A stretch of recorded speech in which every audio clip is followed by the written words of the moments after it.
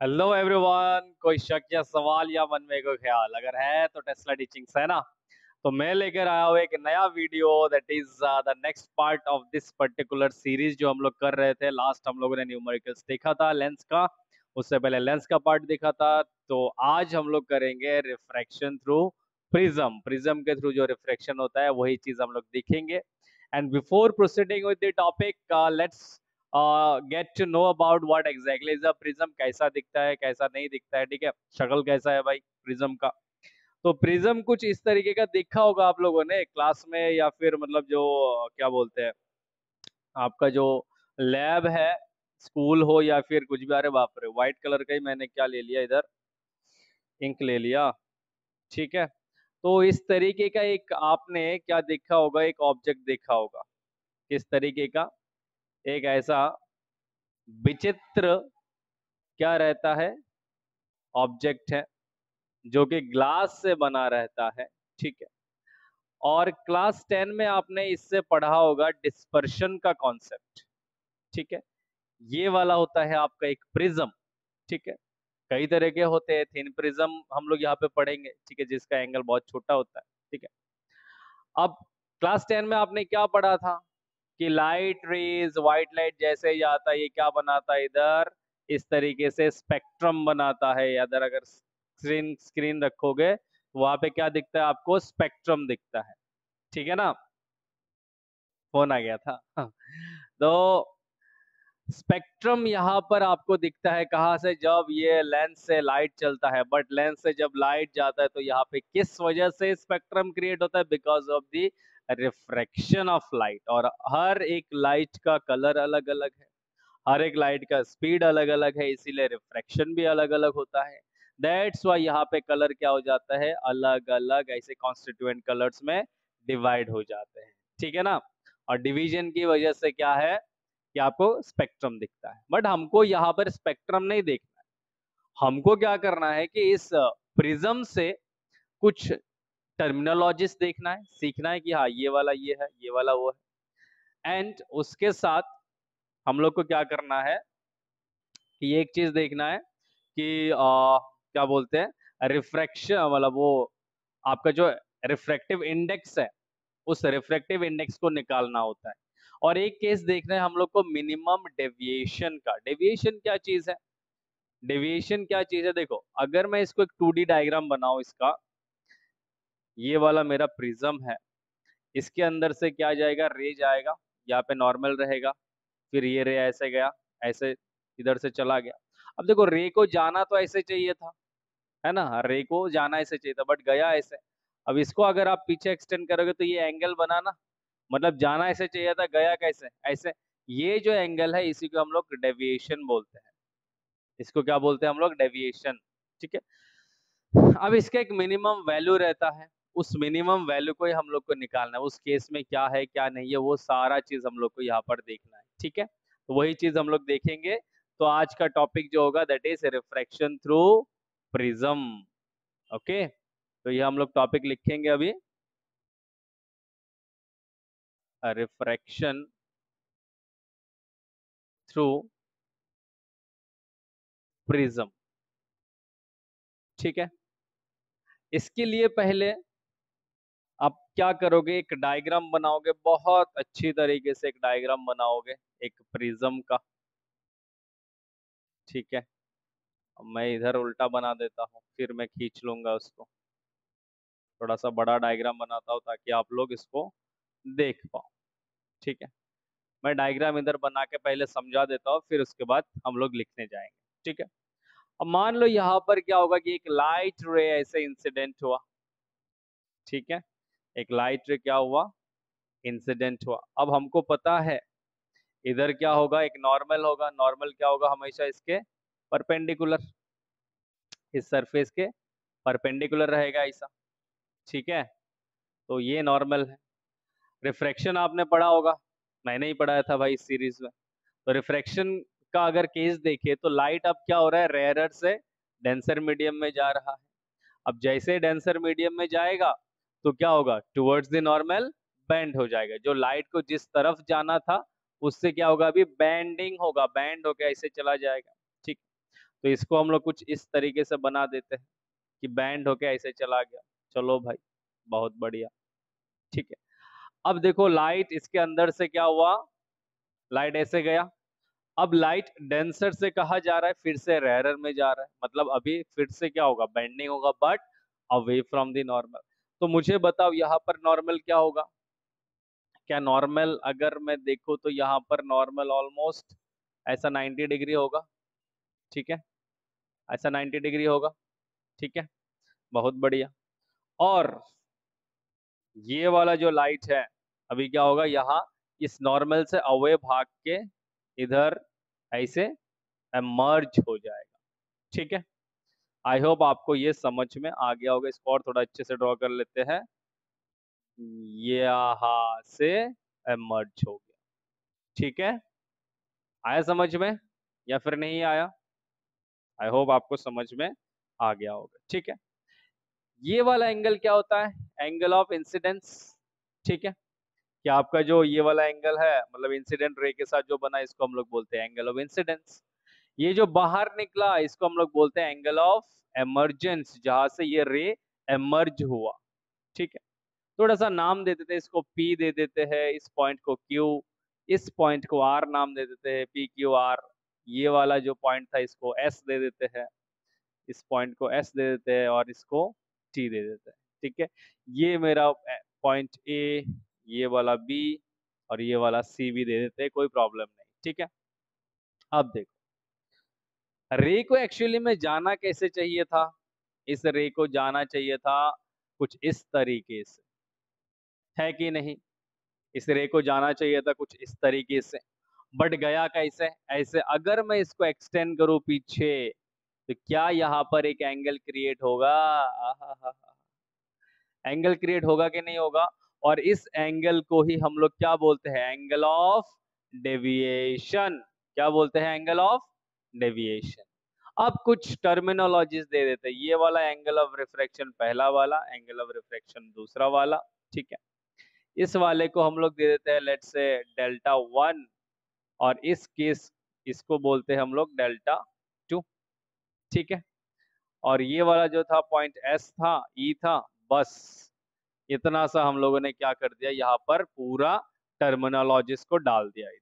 तो ये प्रिज्म के केस में पूरा हो गया। ठीक है, ये है, ये वाला एंगल ऑफ प्रिज्म है, या फिर ये वाला भी, या फिर ये वाला भी। ठीक है, तो उस केस में हम लोग ए को क्या लिखेंगे, एंगल ऑफ प्रिज्म लिखेंगे। ठीक है, चलो अब थोड़ा सा हम लोग क्या करेंगे, इस डेरिवेशन को आगे बढ़ाते हुए चलते हैं और लिखते हैं इसमें कहानी। थोड़ा सा इसको थोड़ा सा हम लोग क्या कर लेते हैं, ऐसा कॉम्प्रेस कर लेते हैं। आई होप आपको समझ में आ गया होगा डायग्राम से, क्या समझ में आना था वही। चलो इस पॉइंट को मैं क्या दे देता हूँ, इस पॉइंट को एम दे देता हूँ या एन दे देता हूँ, let's say that is M, इस पॉइंट को। ठीक है, चलो हम लोग लिखते हैं, let us consider a thin prism, या ऐसे पहले थिन नहीं, पहले हम लोग प्रिज्म ही मान लेते हैं। Let us consider a prism in which A क्या है, A is equal to angle of prism. सब लिखेंगे हम लोग, क्या चीज क्या है। ठीक है, आई क्या है आपका, एंगल ऑफ इंसिडेंस, है ना, एंगल ऑफ इंसिडेंस। ई क्या है आपका, एंगल ऑफ एमर्जेंस। ठीक है, और R1 एंड R2 ये क्या है, एंगल ऑफ रिफ्रैक्शन। ठीक है, और उसी के साथ आपका जो ये डेल्टा है, delta delta is what, angle of deviation. क्या है, डेविएशन है। आई थिंक थिकनेस थोड़ा सा बढ़ा लेते हैं इसका। ठीक है, आई होप आपको समझ में आ गया होगा। चले आगे, आगे चलते हैं और इसको बढ़ाते हैं, हमारे भाई साहब को कॉपी कर लेते हैं, कॉपी करके इधर लेके आते हैं। ठीक है, बहुत बढ़िया, चॉपी हो गया, बड़ा हो गया। और इधर भी आ गया। ठीक है, ओके, चलते हैं। Now at first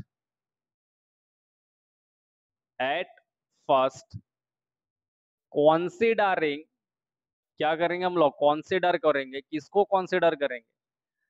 the quadrilateral, quadrilateral, lateral, कौन सा क्वाड्रिलेटरल हम लोग ले रहे हैं? Quadrilateral AQRS, AQRS। वहां में से मुझे एक चीज बताओ, क्या angle A plus angle QRS is equal to 180 degree होगा?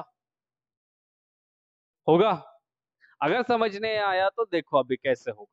ठीक, कोई भी क्वाड्रिलेटरल हो, चार अगर उसका ऐसा क्या रहता है, साइड रहता है, तो टोटल कितना होता है? 360 डिग्री इसका एंगल होता है, इसका इसका इसका इसका मिला के। अब मुझे बताओ, नॉर्मल किसी भी सरफेस के साथ हमेशा 90 डिग्री बनाता है, तो ये वाला एंगल क्या बनेगा? 90 डिग्री। मतलब ये पूरा जो एंगल बनेगा ये क्या बनेगा? 90 डिग्री। ये नॉर्मल जो है ये क्या बनाएगा? इधर पूरा 90 डिग्री। तो इस क्वाड्रिलेटरल में ये दोनों मिला के कितना बना? 180 डिग्री। तो बाकी दोनों एंगल मिला के क्या बनाएगा? 180 डिग्री, तब जाके 360 डिग्री होगा। ठीक है ना?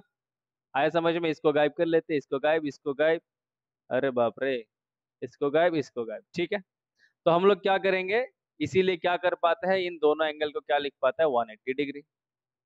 सिमिलरली, या फिर ऑल्सो लिखो, also considering the triangle QRS, QRS को अगर हम लोग कंसिडर करेंगे तो उस केस में हम लोग क्या देखेंगे कि R1 plus R2 plus angle QRS is equal to 180 degree. Triangle का तीनों एंगल का सम क्या होता है? 180 डिग्री। ठीक, इसको दे दो equation number 2। Now comparing both 1 and 2, इन दोनों को मिला के हम लोग क्या लिख सकते हैं? क्या ऐसा लिख सकते हैं कि R1 plus R2 is equal to, ऐसा लिख सकते हैं? ए लिख सकते हैं? हैं? ऐसा कैसे लिख सकते हैं? देखो, दोनों 180 के बराबर है, तो मैं ऐसे लिख सकता हूँ ना, ये R1 plus R2 plus angle QRS is equal to A plus angle QRS। ये मर जाएगा तो बचेगा कि R1 plus R2 is equal to A. बचेगा कि नहीं बचेगा? तो अगर साइड में या बगल में ये खोपचे में ये लिख लेना। ठीक है, ये क्या करना आप? लिख लेना। ठीक है, नाउ अब क्या कर सकते हैं? चलो, okay, now R1 plus R2 क्या हो गया? ये हो गया। मुझे बताओ, क्या I is equal to R1 plus delta 1 के बराबर है? ये वाला पूरा एंगल इस पूरे एंगल के बराबर है डेल्टा 1 प्लस R1। तो यहां से मुझे बताओ, क्या R1 बनेगा I माइनस डेल्टा 1? बनेगा कि नहीं बनेगा? ठीक है, एंड अगर मैं ये एमर्जेंट एंगल की बात करता हूं, क्या ये बनेगा डेल्टा 2 प्लस या फिर R2? और यहां से मेरा बनेगा R2 is equal to E minus delta 2। क्या ये बनेगा? बनेगा कि नहीं बनेगा? बन जाएगा आई थिंक। ठीक है ना? चले आगे, आगे चलते हैं। ये वाले को कॉपी कर लेते हैं, फिर आगे चलते हैं। यहाँ से कर लेते हैं ये, और R1। चलो, यहाँ से ये वाला पार्ट कॉपी कर लेते हैं और आगे चलते हैं। ठीक,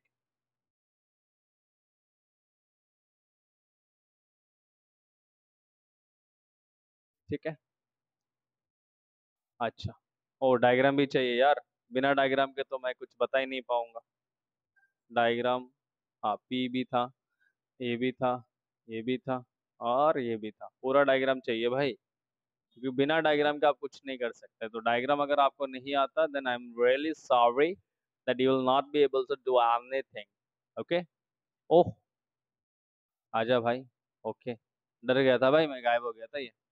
ठीक है, अब देखो यहाँ पर क्या है, R1 plus R2 is equal to A है, और इधर R1 हमको मिल गया, इधर R2 हमको मिल गया। ठीक है, अब इस R1 और R2 की वैल्यू को मैं अगर इधर पुट कर दूं, putting the value of putting the value of R1 and R2 in equation number, इसको कुछ इक्वेशन नंबर नहीं दिया था क्या मैंने? हाँ, इसको इक्वेशन नंबर नहीं दे, इसको 3 नंबर इक्वेशन दे देना आप लोग। ठीक है, इसको क्या करना, 3 नंबर इक्वेशन दे देना। So putting the values of R1 and R2 in equation number 3। ठीक है, इन इक्वेशन 3 इसको बिठाओ तो क्या बनेगा, I minus delta 1 plus E minus delta 2 is equal to A. यहां से I plus E minus common लो, इधर क्या आएगा, delta 1 plus delta 2 is equal to A. अब मुझे बताओ, आप अगर बहुत अच्छे स्टूडेंट हो, क्या मैं इस ट्राइंगल से एम क्यू एस, इस ट्राइंगल से इस एक्सटीरियर एंगल को इन इंटीरियर एंगल का एडिशन लिख सकता हूं? That is angle of deviation delta is equal to delta 1 plus delta 2। क्या मैं लिख सकता हूँ? यस, लिख सकता हूँ। Minus delta is equal to ये, तो ये भी हमारे पास एक इक्वेशन आ गया, जिसको हम लोग क्या लिखेंगे, equation number 4। Okay, equation number 4। Now, now ना बहुत लिखा, नाव नाव लिखते लिखते मैं नाव में चढ़ जाऊंगा। ठीक है, तो लिखो, एट द कंडीशन ऑफ, क्या लिखना है, eight the condition of minimum deviation, minimum deviation, eight the condition of minimum deviation, ये जो आपका रे है, जो इनसाइड दी आपका क्या है, प्रिज्म है, ये क्या होता है, इस जो बेस है ना, इस बेस के पैरेलल होता है। ठीक है, याद रखना ये चीज, कि जब आपका डेविएशन सबसे लोएस्ट पोर्शन पर है, उस केस पर आपका जो इसके अंदर से जो आपका रे जाएगा इस प्रिज्म से, वो क्या होगा, पैरेलल टू द बेस। ठीक है, so at the condition of minimum deviation, the refracted ray inside the prism is parallel to the base। अब जब ये बेस के पैरेलल होगा तो बहुत कुछ चेंज होगा, हम लोग लिखेंगे। So at this condition, at this condition, चलो ऊपर वाला लिख लिया होगा, इधर नेक्स्ट आ जाते हैं। Eight this condition,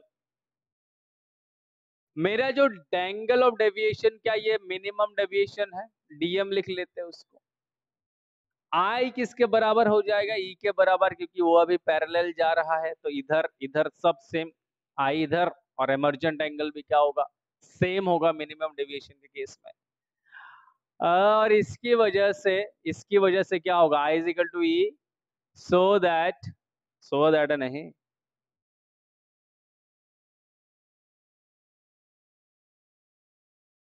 which makes R1 is equal to R2, और इसको हम लोग R मान ले लेते हैं। ठीक है, सो देयरफॉर ये जो हमारा छुटकू सा लाइन था, कहा गया, ये वाला भी ले लेंगे हम लोग, ये वाला भी ले लेंगे। इस केस में क्या बनेगा, देखो, from equation 3 R1 plus R2 is equal to क्या था, ए था। क्या मैं इसको R plus R is equal to A लिख सकता हूँ? क्या twice R is equal to A लिख सकता हूँ? क्या R is equal to A by two लिख सकता हूं मैं? लिख सकते हैं कि नहीं लिख सकते हैं भाई? लिख सकते हैं, है ना। नेक्स्ट हमारे पास एक और छुटकू सा इक्वेशन था, इक्वेशन नंबर ये 4 है भाई, 4 है ये। गलती से मिस्टेक हो गया, क्या कि गरीब आदमी है भाई, गरीब आदमी कभी कभी ऐसा मिस्टेक कर लेता है। तो I plus A minus delta is equal to A. चलो उधर क्या है, फ्रॉम एंड फ्रॉम इक्वेशन कौन सा 4, इक्वेशन 4 से हम लोग को क्या मिला, I plus E minus delta is equal to A. तो आई प्लस क्या, ई को मैं आई लिख सकता हूँ बिकॉज इधर आर निकल गया, मैं आई निकाल लूंगा अभी, है ना। माइनस डेल्टा को क्या मैं लिख सकता हूँ, minimum deviation is equal to A. ओ हो 2i is equal minus D M is equal to A. और इस केस में क्या बनेगा, D M is equal to, ऐसा आएगा, कहा गया भाई, क्या कर रहा हूं मैं, पागल बन गया मैं तो। मेरे को चाहिए 2i, तो इधर बन गया डी एम प्लस ए। और इधर आई इज इक्वल टू क्या आ जाएगा, D M plus A divided by two, that is कुछ नहीं, आ गया ना बस। ओके, मेरे पास आर आ गया, मेरे पास आई आ गया, और क्या है तुम्हारे पास, क्या है तुम्हारे पास, कुछ नहीं है भाई, ठीक है ना। आप देखो, according to Snell's law, Snell's law, according to Snell भैया, स्नेल्स भैया क्या बताते हैं कि n21 is equal to sine I by sine R. तो क्या मैं इसको ऐसे लिख सकता हूं, n21 is equal to sine I क्या था मेरा, dm plus A divided by two divided by sine R क्या था, ए डिवाइडेड बाई टू। तो ये आ गया आपका refractive index of the prism. इस फॉर्मूले से आप क्या निकालोगे, उस प्रिज्म का रिफ्रैक्टिव इंडेक्स निकालोगे, ठीक है। जहां पर डीएम क्या है, it is the minimum deviation of the prism, A क्या है, एंगल ऑफ द प्रिज्म, ठीक है। और साइन साइन तो कुछ नहीं है, सिन मत बोल देना इसको, हाँ सिन तुम लोग को बहुत अच्छी तरीके से पता है सिन। अब देखो, if the angle of the prism is small, बहुत छोटा है, तो उस केस में साइन थीटा क्या बनता है, थीटा बन जाता है ना। तुमको पता है भाई, तुम तो आता है तुम लोग को, तो हम लोग क्या लिख सकते हैं, सो देयरफॉर क्या बनेगा, n21 इज इक्वल टू क्या, sine theta dm plus A divided by two divided by A by two बनेगा। तो इस केस में क्या बनेगा, n21 is equal to dm plus A divided by two into two by A. Two two मर जाएगा, इधर क्या बचेगा, n21, इधर बचेगा dm plus A divided by A. और इधर क्या बचेगा, n21 इज इक्वल टू, इसको मैं क्या कर सकता हूँ, ऐसे लिख सकता हूँ dm बाई ए, प्लस इसको मैं क्या कर सकता हूँ, ए बाई ए लिख सकते हैं कि नहीं लिख सकते। इधर देखो कैसा हार्ड बन गया, तुम लोगों के लिए है ये वाला। और देखो ये क्या बनेगा, dm बाई ए प्लस ये बनेगा 1, तो ये बन गया। तो यहां से देखो dm by A is equal to क्या बनेगा, 1 इधर जाएगा तो n21 माइनस 1, और इधर dm क्या आ जाएगा, n21 माइनस 1, और इधर a मल्टीप्लाई हो जाएगा। तो उस केस में मिनिमम डेविएशन आप क्या कर सकते हो, इस फॉर्मूले से भी निकाल सकते हो। And this was all about the prism, ठीक है। अब इसमें एक चीज होता है कि हमारे पास एक ग्राफ है, क्या होता है, एक ग्राफ है कि इधर आप क्या लेते हो, इंसिडेंट एंगल, इधर अगर आप क्या लेते हो, इंसिडेंट एंगल, और इधर अगर आप क्या लेते हो, डेविएशन, किसका, प्रिज्म का। तो आपका ग्राफ कुछ इस तरीके का बनता है, ऐसे ऐसे ऐसे कम होते होते होते एक मिनिमम वैल्यू आता है, फिर उसके बाद ऐसा फिर से बढ़ने लगता है। तो ये वाला जो वैल्यू है, जिस वैल्यू पर, जिस ग्राफ के वैल्यू पर क्या है कि आपका जो ये मिनिमम डेविएशन आया, वो उसका एक वैल्यू मिलेगा आपको यहाँ पर कहीं पे, यहाँ पर ऐसे ऐसे वैल्यू रहेगा, ठीक। मैं वैल्यू नहीं लिख रहा, इंसिडेंट एंगल आई, और ये वाला मिनिमम डेविएशन डेल्टा एम, जो मतलब डेविएशन है ना, डेल्टा एम नहीं लिख सकते, डेल्टा लिखना पड़ेगा। अब यहाँ से दो चीजें और देखो, एक तो ये हो गया, अगर मैं कोई एक पॉइंट ले लूं, जैसे ये वाला पॉइंट है, इस पॉइंट के थ्रू मैं अगर लंबा लाइन खींचूं, तो आप एक चीज नोटिस कर सकते हो कि ये वाला पॉइंट और ये वाले पॉइंट का जो वैल्यू है, डेविएशन का जो वैल्यू है वो क्या है, सेम। डेविएशन का वैल्यू सेम है, बट इंसिडेंट एंगल देखो यहाँ पर एक है और इंसिडेंट एंगल यहाँ पर है, तो मतलब दो अलग अलग इंसिडेंट एंगल के लिए हमारे पास डेविएशन का एक वैल्यू आ सकता है।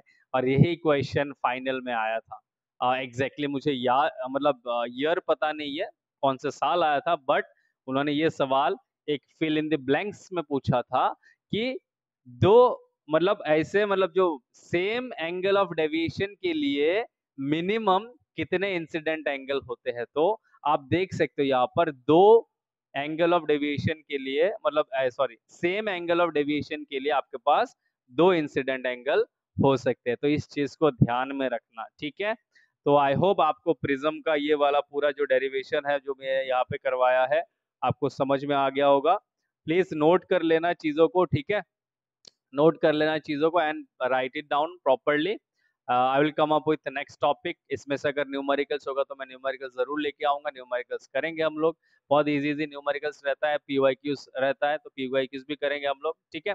So thank you very much for being here, will see you in next video.